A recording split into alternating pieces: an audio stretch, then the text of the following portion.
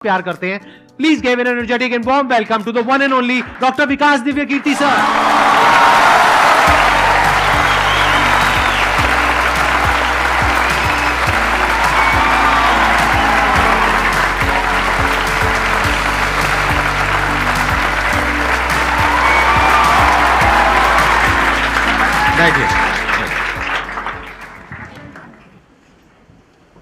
मैं सबसे पहले आपको धन्यवाद देना चाहता हूँ धन्यवाद आपका आने के लिए। Thank you so much. क्योंकि जब से मैंने सीरीज शुरू करी है तब से हमारे कमेंट सेक्शन में कोई भी एक भी ऐसा वीडियो नहीं है जहां पर आपका नाम ना लिखा हो।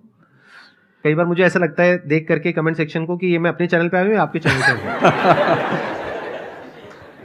मैं सोशल मीडिया पे बहुत कम एक्टिव रहता हूँ तो मुझे आइडिया नहीं था इस बात का, पर मैं थैंकफुल हूँ कि आपने बुलाया, इस लायक समझा कि मैं यहाँ पर आऊँ।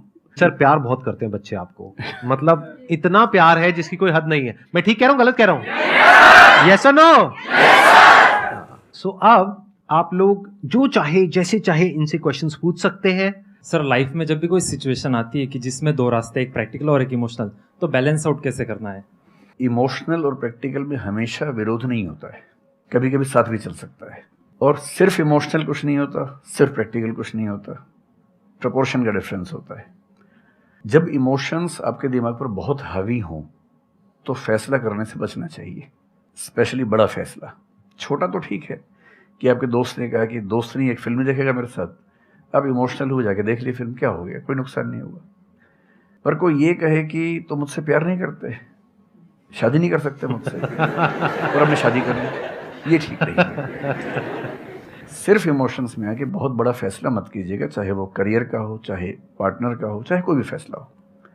प्रैक्टिकल इतना नहीं हो जाना है कि आप मशीन, रोबोट या पत्थर बन जाएं। क्योंकि आप कितने भी सक्सेसफुल हो, यदि आप इमोशनली सक्सेसफुल नहीं है, इमोशनली स्टेबल नहीं है, इमोशनली वेलबींग के स्टेट में नहीं है, तो आपकी सक्सेस किसी काम की नहीं है, एकदम मीनिंगलेस है। So the success in totality needs emotional happiness, emotional stability as well. इसलिए इमोशंस को खारिज करके जिएंगे तो शायद कुछ अचीवमेंट्स बड़ी हो जाएं, पर वो किसी काम की नहीं है। केवल इमोशंस पे चलेंगे तो हो सकता है कि अचीवमेंट जिंदगी में ज्यादा हो ना पाए। तो बैलेंस की बात है। और सबसे अच्छा तरीका है, जब बहुत इमोशंस हो, इंटेंसिटी बहुत ज्यादा हो, सिर्फ एक तरीका मैं जो अपनाता हूं, उस क्षण में फैसला नहीं करना है। कुछ भी हो, कोई कितना भी प्रेशराइज करे, सिर्फ इतना बोलिए कि मैं 24 घंटे बाद बताऊंगा आपको, थोड़ा सोचूंगा इस बारे में। और यदि आपने उस मोमेंट से खुद को बाहर निकाल लिया तो फिर आप डिटैच होकर देख पाएंगे और थोड़ा सा प्रैक्टिकल एलिमेंट भी रहे, इमोशनल एलिमेंट भी रहे, वो फैसले सबसे अच्छे रहेंगे लाइफ के लिए। मैं आपको एग्जांपल से बात समझाता हूँ। ऐसे लोग जो तैयारी कर रहे थे, अफेयर में थे, एक का सिलेक्शन हो गया, अब उसके सामने क्राइसिस ये है, स्पेशली किसी लड़की का हो गया, लड़के का नहीं हुआ। अब हमारी सोसाइटी में ना, लड़की ऊंचे पद पे हो, लड़का ना सफल हुआ हो तो बड़ा मुश्किल है सोसाइटी में, उनको शायद दिक्कत नहीं है।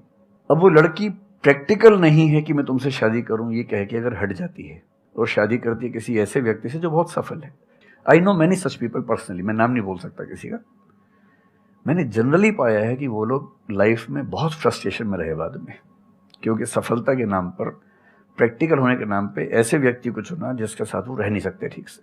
और मैं ऐसे कई लोगों को जानता हूं जो आईएएस बने, आईपीएस बने, जिनको करोड़ों रुपए के दहेज के ऑफर्स आए, साफ ठुकरा के कहा कि मैं जिंदगी एक ही व्यक्ति के साथ गुजार सकता हूं जो मेरे साथ है, और हैं, बहुत खुश हैं।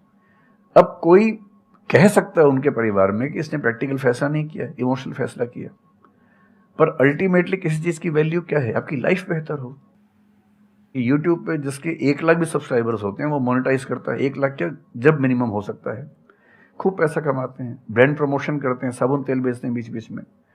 आपका चैनल तो शायद देश में सबसे बड़ा चैनल है, आप चाहें तो कितना नहीं कमा लेंगे। मुझे कुछ दिन पहले एक एजेंसी के लोग मिले जिन्होंने बताया कि इनकी जैसी ख्याति है उस लेवल पर महीने में कोई 5-10 करोड़ भी कमाना चाहे तो कमा सकता है आराम से इस यूट्यूब चैनल से। तो मैंने पूछा कि वो कौन सी चीज है जो आपको इतना मजबूत बनाती है कि आप नहीं इस रास्ते पर जाते? मैं वो जानने में इंटरेस्टेड हूँ। तो 10 मिनट की बात के बाद मैं समझ में आ गया, क्योंकि अल्टीमेटली अगर मैं अपनी वैल्यू के खिलाफ चला गया तो खुश कैसे हो जाऊंगा? पैसा मुझे कैसे खुशी देगा जब मैं ही नहीं रहा, तो खुशी किस बात की? इसलिए इतना प्रैक्टिकल मत होना कि अपनी माँ के, पिता के, भाई बहन, दोस्त, जो प्रेमी प्रेमिका है, उनके इमोशंस के साथ खेलने लगो। इतना प्रैक्टिकल कभी मत होना।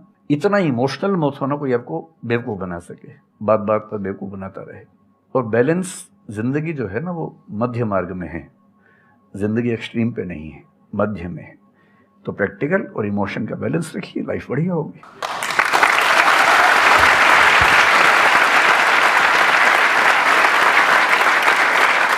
आपने सर इतने अच्छे से एक्सप्लेन किया, मेरे पास में कुछ है ही नहीं बोलने के लिए।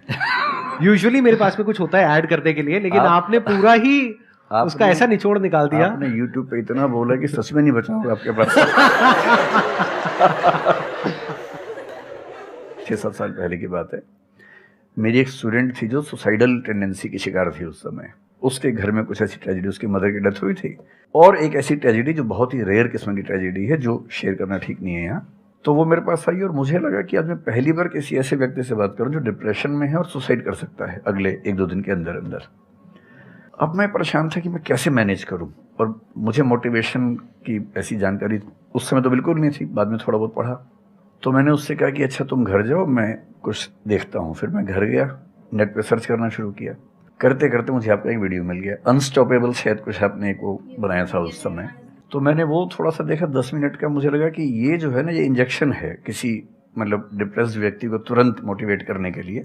तो मुझे ध्यान है कि मैंने उसको वीडियो का लिंक भेजा। मैंने कहा देखो, जिंदगी अपने रास्ते पे चलेगी, ठीक हो जाएगी।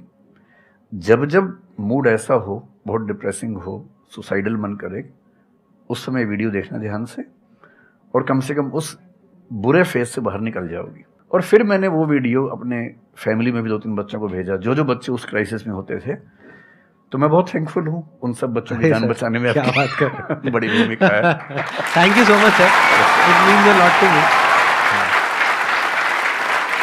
ये तो आपने बहुत बड़ी बात कह दी सर, मेरे लिए बहुत बड़ी बात है ये। नहीं, कई बच्चों की जान बचाई होगी आपने जरूर। जो वो एक मोमेंट होता है, उस मोमेंट में कोई बचा ले तो लोग बच जाते हैं, वो मोमेंट क्रॉस हो जाए तो फिर चीजें बिगड़ जाती हैं। हेलो सर, नमस्ते। नमस्ते सर, बोथ ऑफ यू, मैं हमेशा से आप दोनों की बहुत फ़ैन रही हूँ। मुझे बस ऐसा लग रहा है कि मैं सपना देख रही हूँ, मेरे लिए रियलिटी नहीं है। मुझे बस आपसे ये जानना, मैं हर मतलब एवरी डे 8 से 10 आवर में पढ़ाई करती हूँ, बट मुझे कभी कभी बहुत डिमोटिवेशन आ जाता है कि होगा नहीं होगा, क्या होगा पता नहीं। देखिए, डिमोटिवेशन अगर आपको दिन भर में 1 घंटे आता है। नहीं सर, ऑलमोस्ट टाइम पढ़ाई करने के बाद 2-3-4 दिन के बाद ही होता है, कंटिन्यूअसली नहीं होता। अगर महीने में 4-5 बार आता है और 1-1 दिन के लिए आता है, तो इसका मतलब आप एकदम ठीक हैं।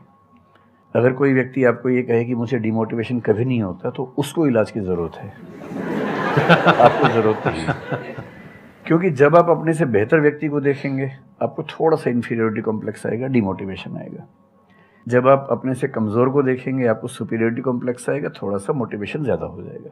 जिस दिन टारगेट पूरा हो जाएगा, मोटिवेशन आ जाएगा। जिस दिन टारगेट पूरा नहीं होगा, डिमोटिवेशन आएगा। जिस दिन टेस्ट में आपके मार्क्स अच्छे आएंगे, आप मोटिवेशन के साथ लौटेंगे। जिस दिन खराब आएंगे, डिमोटिवेशन होगा। लेकिन ध्यान रखिए, जिस दिन आप मोटिवेटेड हैं, उस दिन आप वजह बन गए कईयों के डिमोटिवेशन की। लगातार मोटिवेटेड होना एक मेंटल इलनेस की निशानी है, और लगातार डीमोटिवेटेड होना डिप्रेशन की निशानी है। इन दोनों से बचना है। तो डीमोटिवेशन की बहुत हाइप है, इतनी हाइप की ज़रूरत नहीं है। थोड़ा बहुत हो, एंजॉय कीजिए उसको। और जब जब लगे कि ज़िंदगी बहुत ख़राब चल रही है, तो मैं जो करता हूँ, अजीब सा लगेगा आपको, मैं कभी कभी शमशान घाट चला जाता हूँ। सच कह रहा हूँ, ये सुनी है आपने, वीडियोस में भी कहा है। सच में चला जाता हूँ, या ट्रॉमा सेंटर चला जाता हूँ देखने के लिए। ट्रॉमा सेंटर में जाके 1 घंटा बैठ के आ जाइए, मोटिवेशन आ जाएगा। और शमशान घाट में जाके देख लीजिए कि हम जैसे हमसे कम उम्र के लोग वहाँ जल रहे होते हैं, तो लगता है हम जिंदा तो हैं।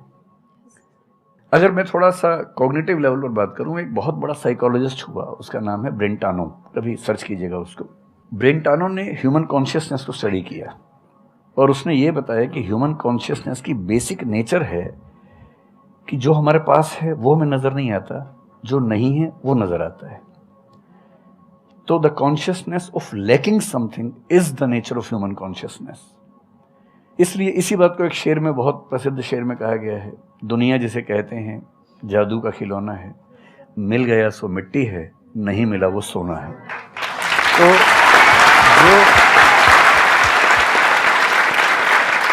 तो जो आपको नहीं मिलेगा ना, हमेशा बड़ा होकर दिखेगा।